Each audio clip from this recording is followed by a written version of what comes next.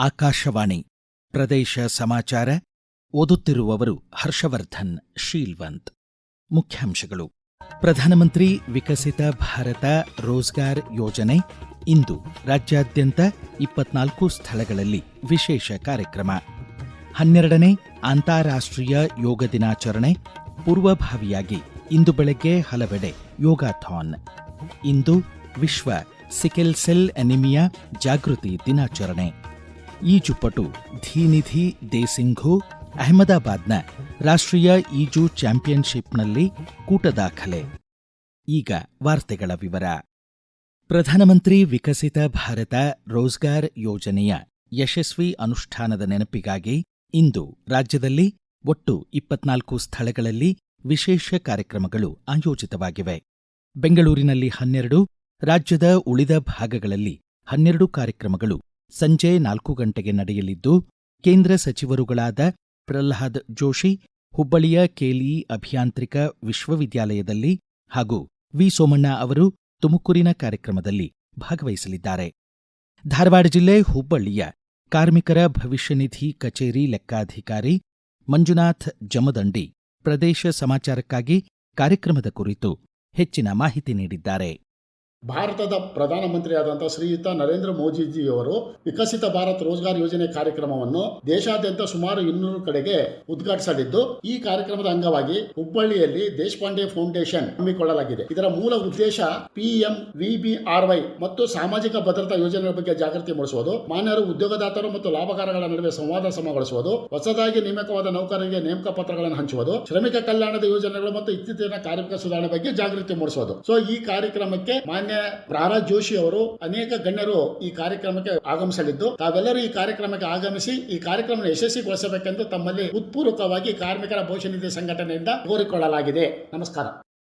ರಾಜ್ಯದ ಮಾವು ಬೆಳೆಗಾರರ ಹಿತರಕ್ಷಣೆಗಾಗಿ ಬೆಲೆ ಕೊರತೆ ಪಾವತಿ ಯೋಜನೆ PDPS ಮೂಲಕ ನೆರವಾಗುವಂತೆ ಕೇಂದ್ರ ಆಹಾರ ಮತ್ತು ನಾಗರಿಕ ಸರಬರಾಜು ಖಾತೆ ಸಚಿವ ಪ್ರಹ್ಲಾದ್ ಜೋಶಿ ಕೇಂದ್ರ ಕೃಷಿ ಖಾತೆ ಸಚಿವರಿಗೆ ಪತ್ರದ ಮೂಲಕ ಮನವಿ ಮಾಡಿದ್ದಾರೆ. ಕರ್ನಾಟಕದಲ್ಲಿ ಹವಾಮಾನ ವೈಪರೀತ್ಯ ಮತ್ತು ಮಾರುಕಟ್ಟೆಯಲ್ಲಿ ಧಾರಣೆ ಕುಸಿತದಿಂದ ಮಾವು ಬೆಳೆಗಾರರು ತೀವ್ರ ಸಂಕಷ್ಟ ಎದುರಿಸುತ್ತಿದ್ದಾರೆ. ಧಾರವಾಡ, ಬೆಳಗಾವಿ, ರಾಮನಗರ, ಚಿಕ್ಕಬಳ್ಳಾಪುರ ಹಾಗೂ ಕೋಲಾರ ಸೇರಿದಂತೆ ರಾಜ್ಯದ ಪ್ರಮುಖ ಮಾರುಕಟ್ಟೆಗಳಲ್ಲಿ ತೋತಾಪುರಿ ಸೇರಿದಂತೆ ಒಟ್ಟಾರೆ ಮಾವಿನ ಬೆಲೆ ಲಾಭದಾಯಕವಾಗಿಲ್ಲ ಎಂದು ಸಚಿವ ಜೋಶಿ ಸ್ಪಷ್ಟಪಡಿಸಿದ್ದಾರೆ.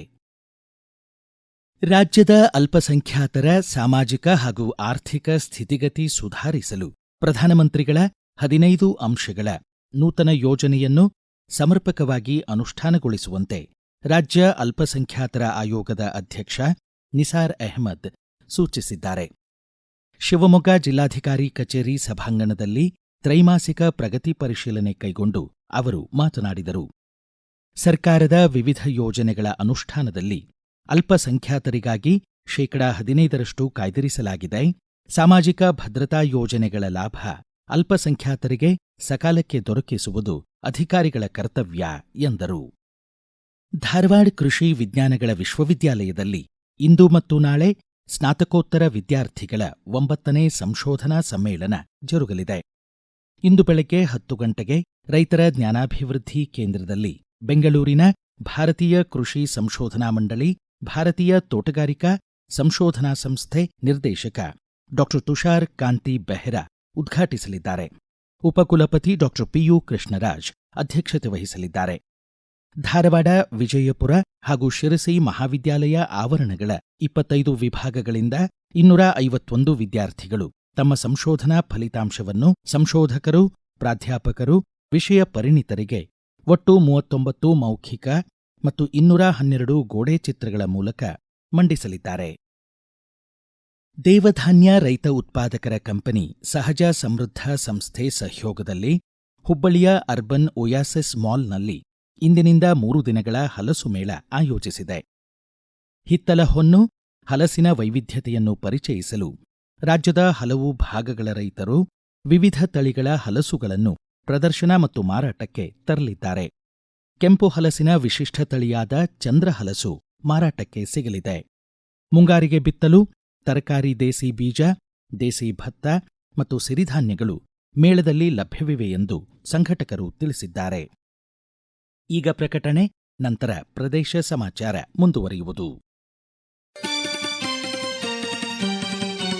ನಮ್ಮ ಎಲ್ಲಾ ರಾಷ್ಟ್ರೀಯ ವಾರ್ತೆಗಳು ಹಾಗೂ ಪ್ರದೇಶ ಸಮಾಚಾರ ಈಗ ಆಕಾಶವಾಣಿ ನ್ಯೂಸ್ ಕನ್ನಡ ಯೂಟ್ಯೂಬ್ ಚಾನೆಲ್ನಲ್ಲಿ ಲಭ್ಯ.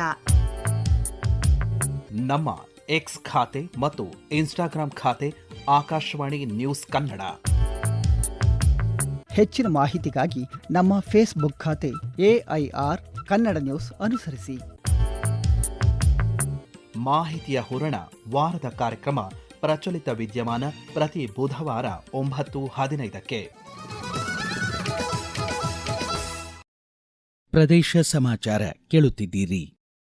ಆರೋಗ್ಯಕರ ವೃದ್ಧಾಪ್ಯಕ್ಕಾಗಿ ಯೋಗ ಎಂಬ ಧ್ಯೇಯವಾಕ್ಯದೊಂದಿಗೆ ನಾಡಿದ್ದು ಭಾನುವಾರ 21ನೇ ತಾರೀಕು 12ನೇ ಅಂತಾರಾಷ್ಟ್ರೀಯ ಯೋಗ ದಿನಾಚರಣೆ ಪ್ರಯುಕ್ತ ಪೂರ್ವಭಾವಿಯಾಗಿ ಇಂದು ಬೆಳಗ್ಗೆ 7 ಗಂಟೆಯಿಂದ ರಾಜ್ಯಾದ್ಯಂತ ಹಲವೆಡೆ ಜನಜಾಗೃತಿ ಯೋಗ ವಾಕಥಾನ್, ಸೈಕ್ಲೋಥಾನ್, ಬೈಕ್ ರ್ಯಾಲಿ, ಯೋಗಕ್ಕಾಗಿ ಓಟ ಆಯೋಜಿತವಾಗಿವೆ.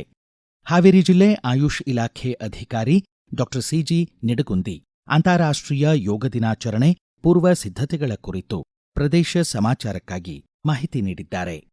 12ನೇ ಅಂತಾರಾಷ್ಟ್ರೀಯ ಯೋಗ ದಿನಾಚರಣೆಯನ್ನು ಜೂನ್ 21ರ ರವಿವಾರದಂದು ಬೆಳಗ್ಗೆ 6:30ರಿಂದ 8 ಗಂಟೆಯವರೆಗೆ ರಜನಿ ಸಭಾಂಗಣ ಹಾವೇರಿ ಇಲ್ಲಿ ಆಯೋಜಿಸಲಾಗುತ್ತಿದ್ದು, ಪೂರ್ವಭಾವಿ ಕಾರ್ಯಕ್ರಮಗಳಾಗಿ ಆಯ್ದ ವಿದ್ಯಾರ್ಥಿ ನಿಲಯಗಳಲ್ಲಿ ಯೋಗಾಭ್ಯಾಸ ತರಗತಿಯನ್ನು ಆಯೋಜಿಸಲಾಗುತ್ತಿದೆ ಹಾಗೂ ಯುವಜನತೆ ಮತ್ತು ವೃತ್ತಿಪರರಿಗೆ ಯೋಗವನ್ನು ತಲುಪಿಸುವ ದೃಷ್ಟಿಯಿಂದ ವೈಬ್ರೇಕ್ ಆಪ್ ಬಳಸಿ ಯೋಗವನ್ನು ಅನುಸರಿಸಲು ಪ್ರೇರೇಪಿಸಲಾಗುತ್ತಿದೆ. ಜೂನ್ 21ರ ಕಾರ್ಯಕ್ರಮದ ಅಧ್ಯಕ್ಷತೆಯನ್ನು ಸನ್ಮಾನ್ಯ ಸಭಾಧ್ಯಕ್ಷರು, ಕರ್ನಾಟಕ ವಿಧಾನಸಭೆ ಹಾಗೂ ಹಾವೇರಿ ವಿಧಾನಸಭಾ ಕ್ಷೇತ್ರದ ಶಾಸಕರಾದ ಶ್ರೀ ರುದ್ರಪ್ಪ ಮಾನಪ್ಪ ಲಮಾಣಿ ಇವರು ವಹಿಸಲಿದ್ದಾರೆ. ಕಾರ್ಯಕ್ರಮದಲ್ಲಿ ಪ್ರೌಢಶಾಲಾ ವಿದ್ಯಾರ್ಥಿಗಳು, ವಿವಿಧ ಸಂಘ ಸಂಸ್ಥೆಗಳ ಪದಾಧಿಕಾರಿಗಳು ಸೇರಿದಂತೆ ಅಂದಾಜು 800ರಿಂದ 1,000 ಜನರು ಪಾಲ್ಗೊಳ್ಳುವ ನಿರೀಕ್ಷೆ ಇದ್ದು, ಸಕಲ ಸಿದ್ಧತೆಗಳನ್ನು ಮಾಡಿಕೊಳ್ಳಲಾಗಿದೆ. ಸಾಮೂಹಿಕ ಯೋಗಾಭ್ಯಾಸವನ್ನು ಇಲಾಖೆಯ ಯೋಗ ತರಬೇತುದಾರರು ನಡೆಸಿಕೊಳ್ಳಲಿದ್ದಾರೆ. ಹೆಚ್ಚಿನ ಸಂಖ್ಯೆಯಲ್ಲಿ ಸಾರ್ವಜನಿಕರು ಪಾಲ್ಗೊಂಡು ಕಾರ್ಯಕ್ರಮ ಯಶಸ್ವಿಗೊಳಿಸಬೇಕಾಗಿ ವಿನಂತಿ. ಧನ್ಯವಾದಗಳು.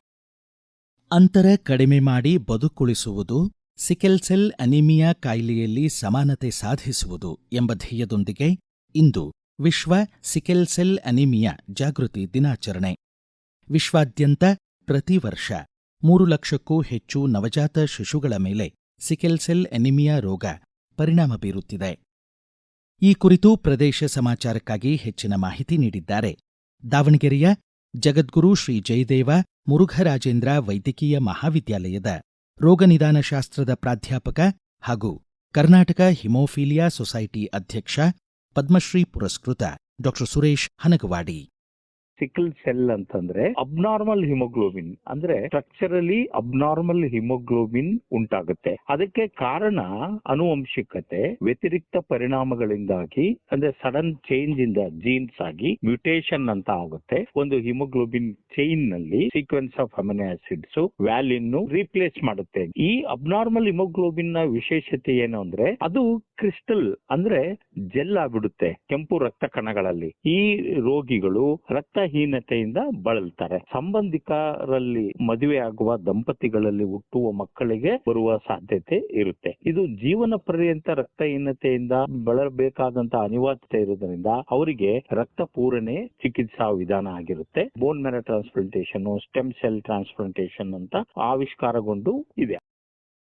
ಕರ್ನಾಟಕದ ಧೀನಿಧಿ ದೇಸಿಂಘು ಅಹಮದಾಬಾದ್ನಲ್ಲಿ ನಡೆಯುತ್ತಿರುವ 79ನೇ ಹಿರಿಯರ ರಾಷ್ಟ್ರೀಯ ಈಜು ಚಾಂಪಿಯನ್ಶಿಪ್ನಲ್ಲಿ ಕೂಟ ದಾಖಲೆ ಬರೆದಿದ್ದಾರೆ.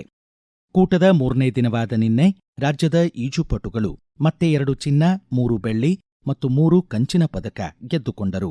ಇದರೊಂದಿಗೆ ಕರ್ನಾಟಕ 10 ಚಿನ್ನ, 6 ಬೆಳ್ಳಿ, 6 ಕಂಚು ಸೇರಿ ಒಟ್ಟು 22 ಪದಕಗಳೊಂದಿಗೆ ಪದಕಪಟ್ಟಿಯಲ್ಲಿ ಅಗ್ರಸ್ಥಾನ ಕಾಯ್ದುಕೊಂಡಿದೆ. ರಾಯಚೂರು ಯಾದಗಿರಿ ಸಂಸದ ಜಿ. ಕುಮಾರ್ ನಾಯಕ್ ಹೊಸದಿಲ್ಲಿಯಲ್ಲಿ ರಾಷ್ಟ್ರೀಯ ಡೇರಿ ಅಭಿವೃದ್ಧಿ ಮಂಡಳಿ ಅಧ್ಯಕ್ಷ ಡಾ ಮಿನೇಶ್ ಶಾ ಅವರನ್ನು ಭೇಟಿ ಮಾಡಿ ಕಲ್ಯಾಣ ಕರ್ನಾಟಕದ ಹೈನುಗಾರಿಕೆ ಅಭಿವೃದ್ಧಿ ಬಗ್ಗೆ ಸಮಾಲೋಚಿಸಿದರು. ರಾಷ್ಟ್ರೀಯ ವಿದ್ಯುತ್ ಸುರಕ್ಷತಾ ಸಪ್ತಾಹ 2026ರ ಅಡಿ ಇಂಧನ ಇಲಾಖೆ ಈ ತಿಂಗಳ 26ರಿಂದ ಜುಲೈ 2ರವರೆಗೆ ಜನಜಾಗೃತಿ ಕಾರ್ಯಕ್ರಮ ಆಯೋಜಿಸಿದೆ. ನಾಡಿದ್ದು 21ರಂದು ರಾಜ್ಯಾದ್ಯಂತ ನೀಟ್ ಪರೀಕ್ಷೆ ನಡೆಯಲಿದ್ದು ವ್ಯಾಪಕ ಪೂರ್ವಸಿದ್ಧತೆಗಳನ್ನು ಕೈಗೊಳ್ಳಲಾಗಿದೆ. ಕೊನೆಯಲ್ಲಿ ಮತ್ತೊಮ್ಮೆ ಮುಖ್ಯಾಂಶಗಳು. ಪ್ರಧಾನಮಂತ್ರಿ ವಿಕಸಿತ ಭಾರತ ರೋಜ್ಗಾರ್ ಯೋಜನೆ ಇಂದು ರಾಜ್ಯಾದ್ಯಂತ 24 ಸ್ಥಳಗಳಲ್ಲಿ ವಿಶೇಷ ಕಾರ್ಯಕ್ರಮ. 22ನೇ ಅಂತಾರಾಷ್ಟ್ರೀಯ ಯೋಗ ದಿನಾಚರಣೆ ಪೂರ್ವಭಾವಿಯಾಗಿ ಇಂದು ಬೆಳಗ್ಗೆ ಹಲವೆಡೆ ಯೋಗಾಥಾನ್. ಇಂದು ವಿಶ್ವ ಸಿಕೆಲ್ ಸೆಲ್ ಅನಿಮಿಯಾ ಜಾಗೃತಿ ದಿನಾಚರಣೆ. ಈಜುಪಟು ಧೀನಿಧಿ ದೇಸಿಂಘು ಅಹಮದಾಬಾದ್ನ ರಾಷ್ಟ್ರೀಯ ಈಜು ಚಾಂಪಿಯನ್ಶಿಪ್ನಲ್ಲಿ ಕೂಟ ದಾಖಲೆ. ಇಲ್ಲಿಗೆ ಪ್ರದೇಶ ಸಮಾಚಾರ ಮುಕ್ತಾಯವಾಯಿತು. ನಮ್ಮ ಮುಂದಿನ ರಾಷ್ಟ್ರೀಯ ವಾರ್ತಾ ಪ್ರಸಾರ ಈ ಬೆಳಗ್ಗೆ 7:35 ನಿಮಿಷಕ್ಕೆ.